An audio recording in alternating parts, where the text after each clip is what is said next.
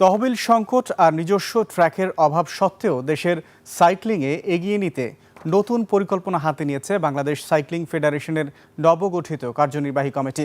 প্রথম সভায় আন্তর্জাতিক অঙ্গনে বাংলাদেশের প্রতিনিধিত্ব বাড়ানো এবং উন্নত প্রশিক্ষণের জন্য লেভেল 1 সম্পন্ন করা দুইজনকে দিল্লিতে পাঠানোর সিদ্ধান্ত নেওয়া হয়েছে।